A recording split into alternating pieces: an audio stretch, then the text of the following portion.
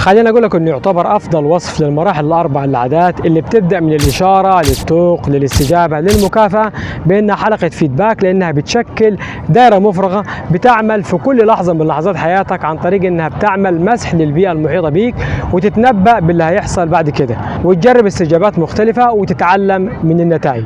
وده معناه ان الاشاره بتحفز الطوق والطوق بيدفعنا للاستجابه والاستجابه بتقدم لنا المكافاه والمكافاه بدورها بتشبع طوقنا، وفي النهايه المكافاه بتكون مرتبطه بالاشاره، وده في النهايه بيؤدي لتكوين عاده اوتوماتيكيه، والدوائر دي كلها مع بعض بتعرف باسم حلقه العادات. والخطوات الاربعه لتكوين او التخلص من عاده بيتم تقسيمها لمرحلتين: مرحله المشكله واللي بتضم الاشاره والطوق واللي خلالها بتدرك انه في حاجه لازم تتغير، ومرحله الحل واللي بتضم الاستجابه والمكافاه واللي عن طريقها بنقوم بفعل معين من بعده بتحقق التغيير المطلوب، لان سلوكنا في كل الاحيان بيكون مدفوع بالرغبه في حل مشكله معينه، والمشكله ممكن تتمثل في انك ملاحظ شيء جيد وترغب في الحصول عليه، او انك بتشعر بألم وعندك رغبه في انك تتخلص منه، وفي الحالتين بيكون هدفك هو حل المشكله اللي بتواجهك. فمثلا لو وصلتك على تليفونك رساله نصيه، فدي هنا تعتبر اشاره بانك تمسك التليفون وتشوف الرساله، ولو انت عايز تعرف محتوى الرساله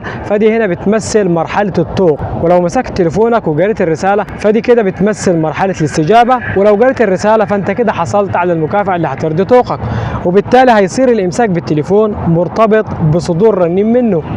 ومثال تاني، لو انك قمت من نومك وعايز تفوق وتصحصح فروح تشرب فنجان قهوه او كوبايه شاي، فهنا انك تصحى من النوم تعتبر اشاره، وانك عايز تحس ان انت فايق فدي بتمثل الطوق، وشربك لفنجان القهوه او كوبايه الشاي اللي هتخليك تفوق وتصحصح فدي كده بتمثل الاستجابه، وفوقانك من بعد شربك لفنجان القهوه او كوبايه الشاي بيرضي طوقك بحاجتك للشعور بالصحصحه والفوقان، وبالتالي بيصبح شرب كوب من القهوه او الشاي بعد استيقاظك من النوم مرتبط برغبتك بانك تكون مصحصح وفايق بعد ما تقوم من النوم. ومثال ثالث، لو دخلت غرفه مظلمه فهنا الظلمه بتمثل اشاره، واللي عندها الطوق بيشتغل عندك بانك عايز تنور الغرفه، والاستجابه اللي هتقوم بيها هي انك تضغط على مفتاح النور، والمكافاه بتتمثل في طوقك للرؤيه، وبالتالي هيصبح الضغط على مفتاح النور مرتبط بوجودك في غرفه مظلمه لطوقك للرؤيه.